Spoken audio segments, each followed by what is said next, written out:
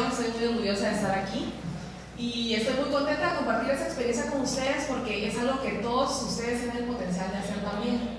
Entonces solamente abrirnos la posibilidad de hacer cosas que nunca hemos hecho o cosas que parecen inalcanzables o muy grandes. Entonces les voy a presentar primero en general lo que es el Everest y después un poco paso a paso cómo logré este sueño, no solo para mí sino para Guatemala, y solamente un recordatorio para toda la gente de cómo los sueños sí se pueden cumplir. En el techo del mundo, entre la China y Nepal, se localiza el punto más alto del planeta, el Everest. Por años se ha considerado el reto más alto para montañistas y un símbolo de resistencia y conquista humana. Para tener más posibilidades de éxito y menos riesgo de morir en el intento, se requieren años de entrenamiento, una preparación mental incorruptible y la disposición de desafiar los límites del cuerpo humano. Una expedición requiere incontables horas de trabajo, logística y recursos.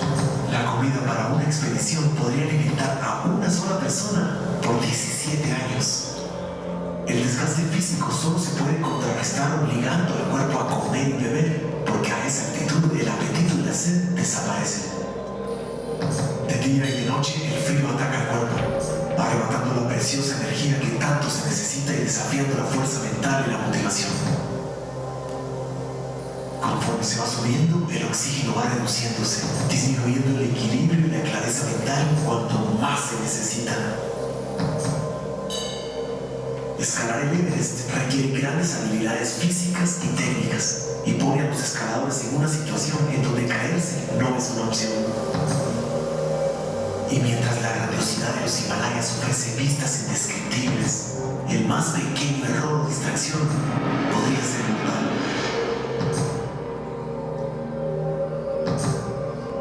Los escaladores enfrentan temperaturas gélidas y fuertes vientos. El cuerpo pierde su reserva de energía. Mientras en la sangre, los glóbulos rojos se multiplican para compensar la falta de oxígeno, aumentando a su vez el riesgo de congelamiento de las extremidades e infartos.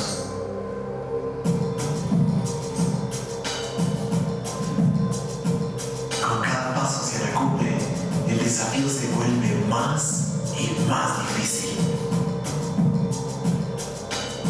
Pero de grandes riesgos también vienen grandes recompensas. Esto es el Everest.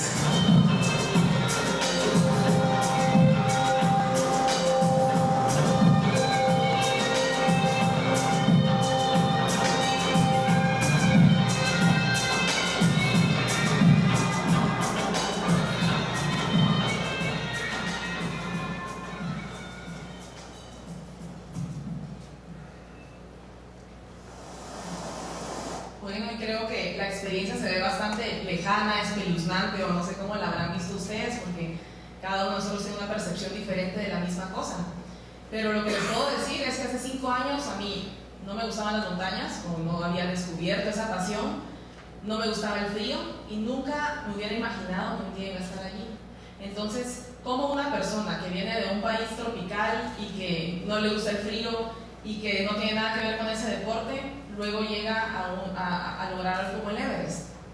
Eso nos deja pensando de que nuestras posibilidades son ilimitadas, es que solamente nos falta verlas.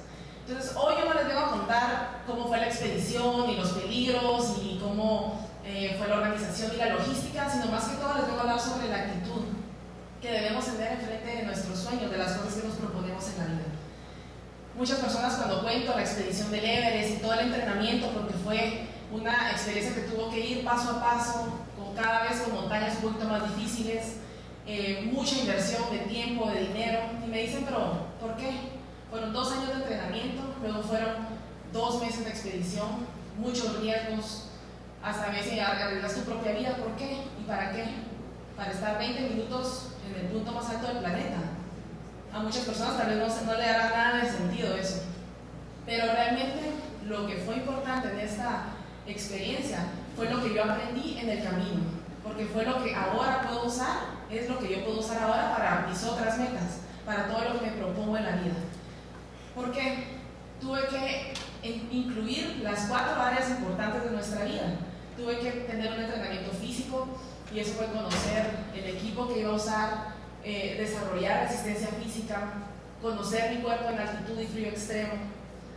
También tuve que cubrir y también, bueno, obviamente aprender a escalar montañas. La primera vez que yo soñé con subir el Everest fue porque ya estaba trabajando como guía de turismo, había ido por la 7ª vez al campo base y veía siempre el Everest desde la base de la montaña. Y un día dije, yo siempre vengo aquí y veo el Everest desde abajo para arriba, pero ¿cómo se verá el mundo desde el punto más alto? Esa idea me inspiró muchísimo, y entonces desde ahí empezó esa planificación, que es algo con el que tenemos que empezar cada uno de nuestros proyectos, investigando si tenemos la posibilidad de hacerlo y qué es lo que necesitamos para hacerlo. De esa gran planificación y muy cuidadosa, hablando con gente que lo había hecho, informándome por internet, leyendo libros, me doy cuenta que tengo que hacer esas 4 áreas de mi vida. La primera, que ya les comenté, un entrenamiento físico. La segunda, un entrenamiento mental. Y el entrenamiento mental viene solamente con la experiencia. La primera vez que tuve dolor de manos por el frío, tuve mucho pánico, pensaba que se me iban a congelar. Después supe que solamente el entrenador me dijo, mira, solo masajéate las manos. La segunda vez que tuve frío ya sabía qué hacer. Entonces ese entrenamiento mental viene con la experiencia, pero también necesitamos una motivación. Y esa motivación viene desde la mente también.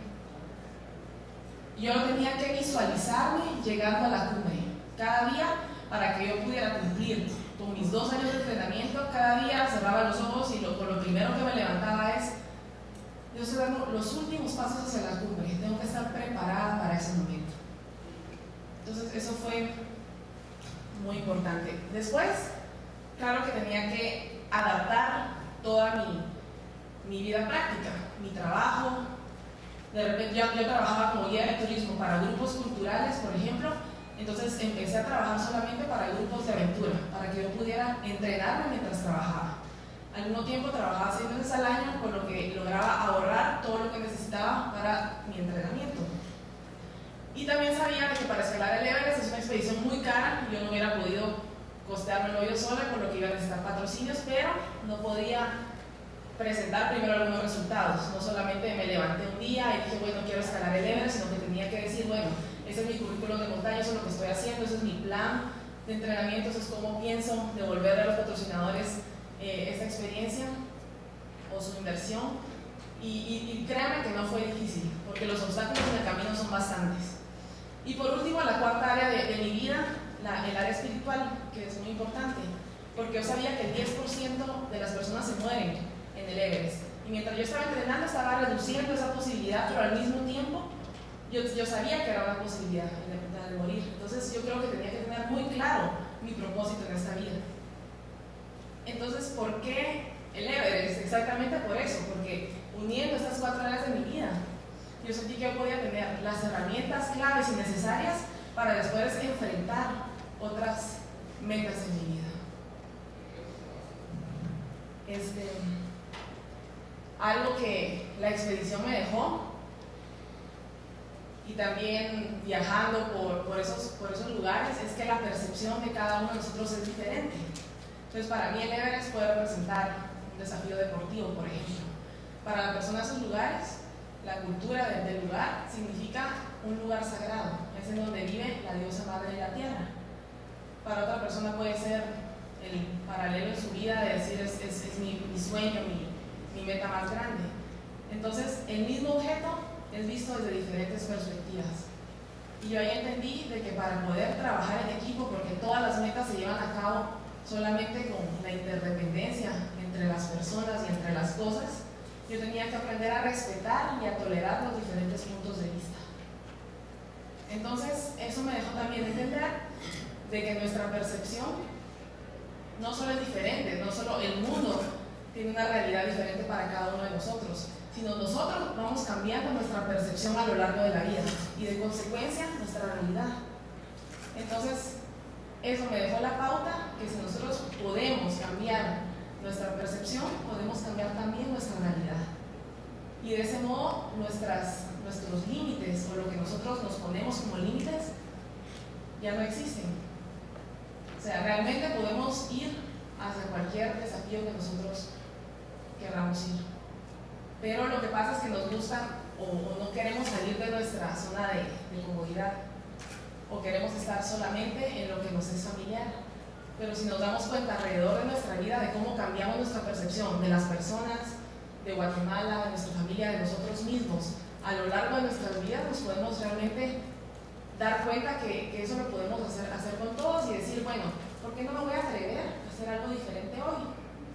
Porque esta semana no me propongo hacer algo que nunca hice. ¿Y por qué no nos damos esa oportunidad? Porque hoy tal vez no sabemos cómo hacer las cosas, hoy no tenemos la experiencia, pero no quiere decir que no la podamos desarrollar, no quiere decir que no la podamos aprender.